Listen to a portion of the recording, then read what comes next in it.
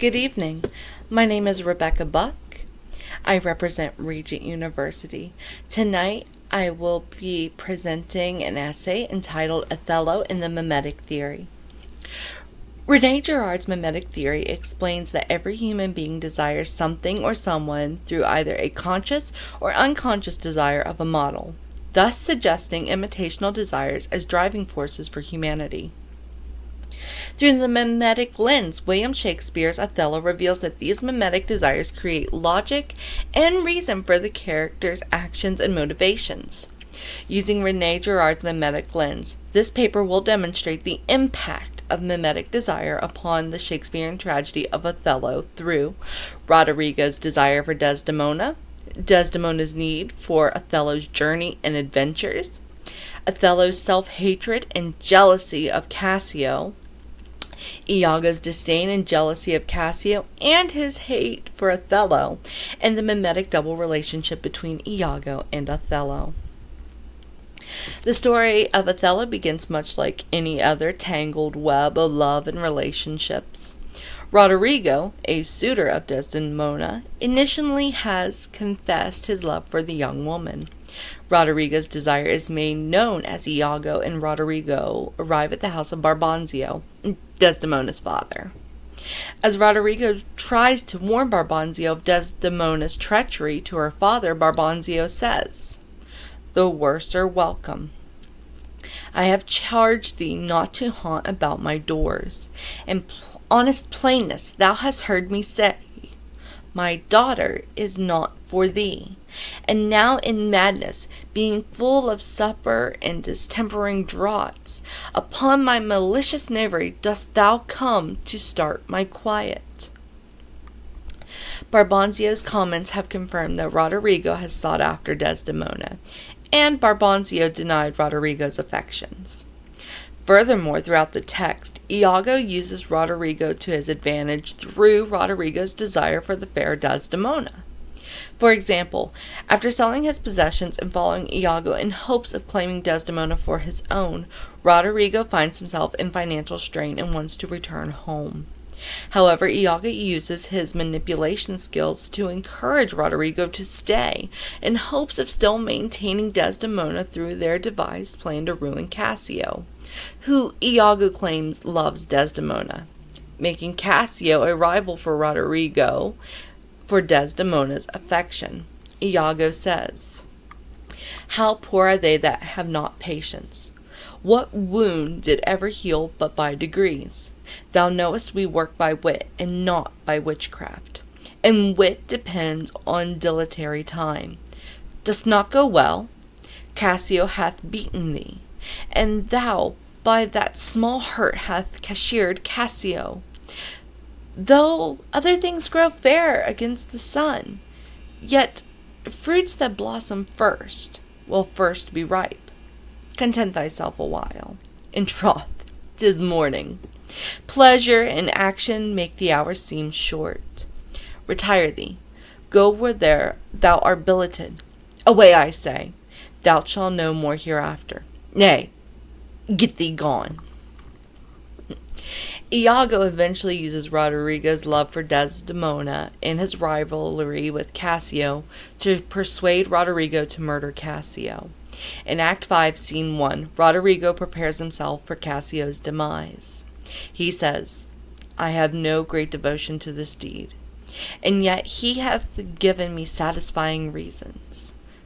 'Tis but a man gone.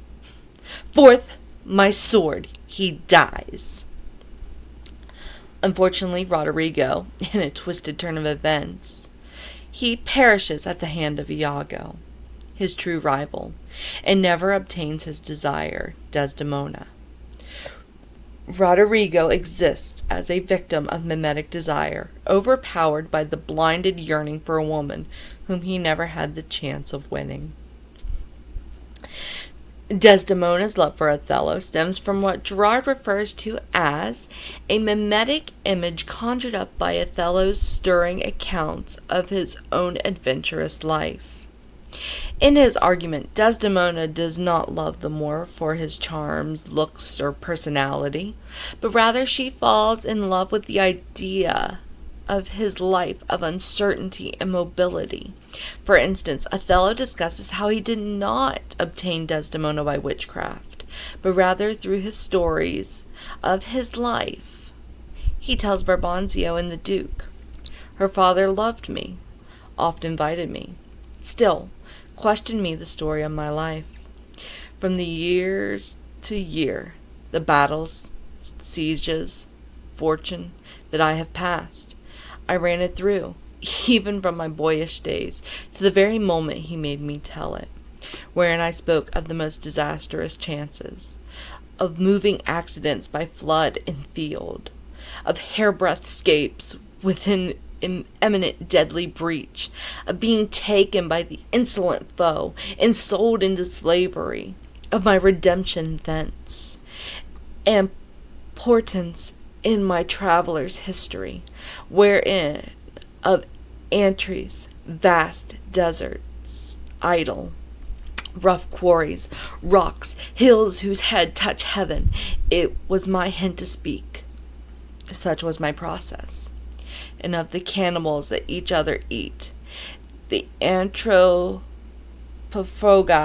and the men whose heads grew beneath their shoulders. These things to hear would Desdemona seriously incline.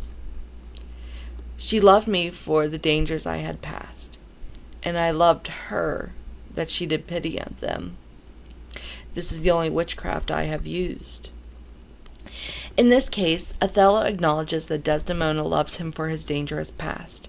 Perhaps, as Gerard argues, Desdemona yearns for spectacles of violence and is so fascinated by the impending battle around Cyprus that she has to be there, even if she must go on her own separate ship. Desdemona, desperate for danger and adventure, pleads with the Duke to let her live with Othello abroad. She requests that I love the more to live with him. My downright violence and storm of fortunes may trumpet to the world. My heart subdued, even to the very quality of my lord. I saw Othello's visage in his mind, and to his honours and his valiant parts did I my soul and fortunes consecrate, so that, dear lords, if I be left behind, a moth of peace, and he go to war, the rights for why I love him are bereft to me, and I a heavy interim shall support by his dear absence. Let me go with him. In times of war, there exists no guarantee of safety. Othello's position as general assures Desdemona of this desire as she can travel with him. Therefore, through her marriage to Othello, Desdemona obtains her mimetic desire for Othello's life of danger and adventure. She even succumbs to her dark desires as Othello's fair warrior dies through strangulation by her husband's hands. Desdemona, like Roderigo, falls victim to her mimetic desires. The cause of Desdemona's death correlates with Othello's hate for himself and his mimetic desire to be more like Cassio. Gerard asserts, Cassio is everything that Othello is not: white, young, handsome, elegant, and above all a true Venetian aristocrat, a real man of the world, always at ease among the likes of Desdemona. Othello displays low self-esteem as he often finds himself not believing in his good fortune. He fears that Desdemona has fallen in love with Cassio, or at the very least has taken part in an affair with Cassio for his status. Of course, Iago does not help Othello's already diminished self-worth, but this will be discussed later in the paper. Othello further believes that he has lost Desdemona when she speaks on behalf of Cassio, for Othello to reinstate his position. His fueled jealousy and lack of self-confidence eventually lead Othello to murder the fair Desdemona for her rumored affair with Cassio. Emilia, Iago's wife, discovered Iago's deceit and outed Iago to Othello.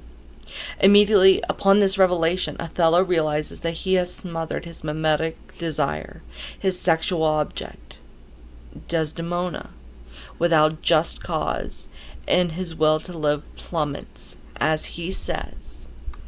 Soft you, a word or two before you go. I have done the state some service, and they know it. No more of that. I pray you, in your letters, when you shall these unlucky deeds relate, speak of me as I am, nothing extenuate, nor set aught down in malice. Then you must speak of the one that loved not wisely, but too well, one not easily jealous, but, being wrought, perplexed in the extreme, of one whose hand, like the base of Juden, threw a pearl away, richer than all his tribe, of one whose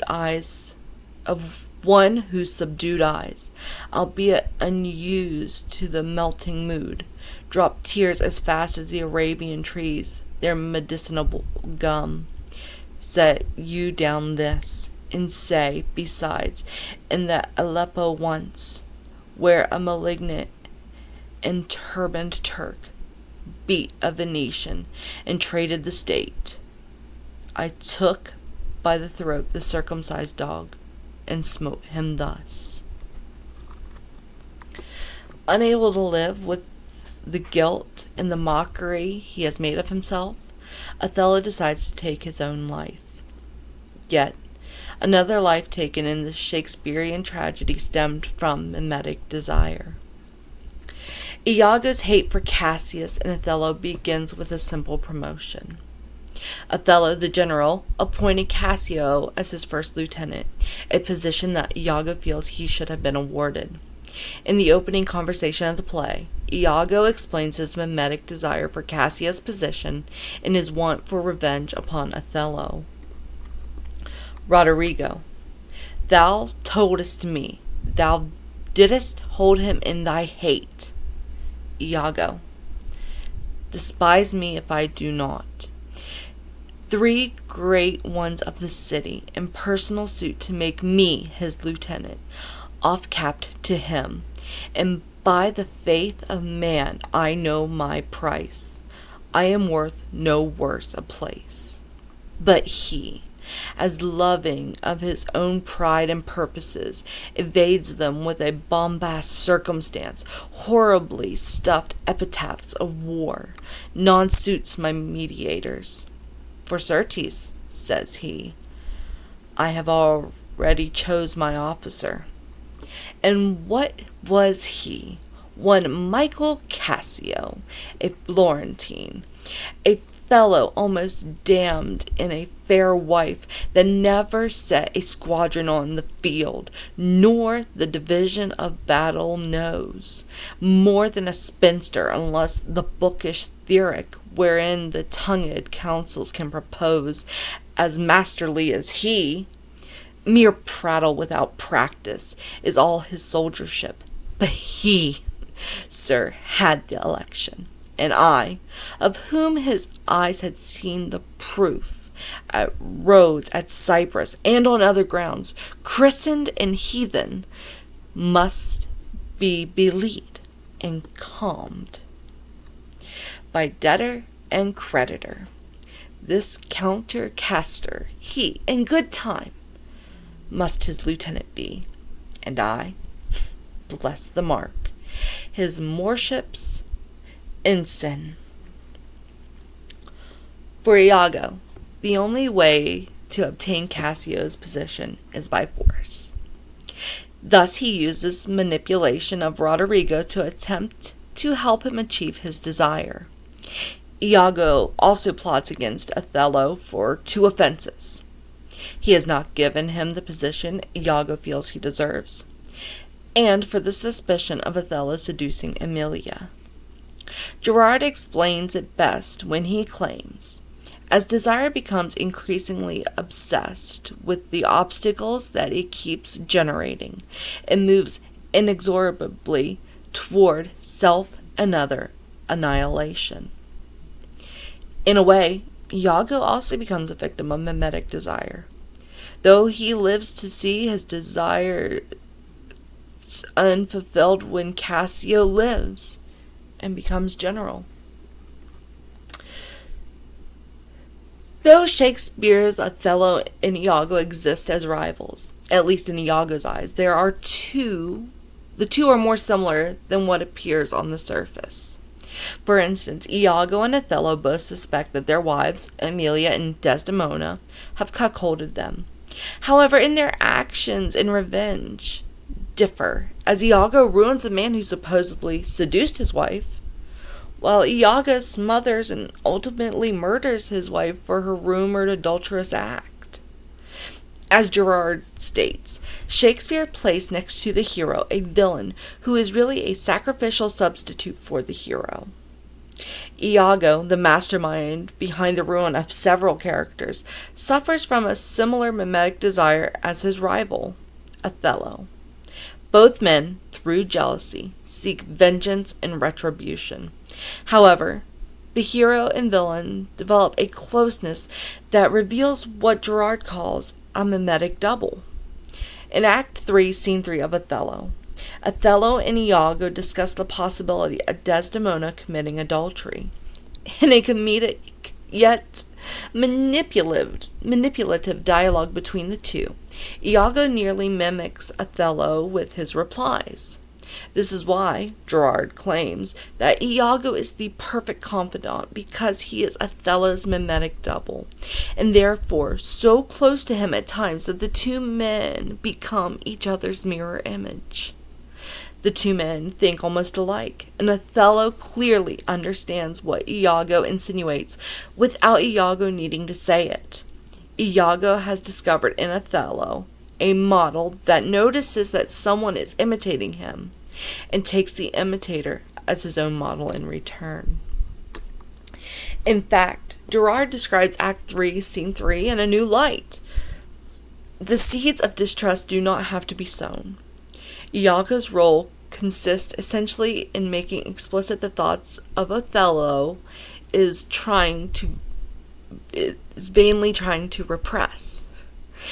Iago vaguely manipulates Othello by merely suggesting that which Othello already believes to be truth.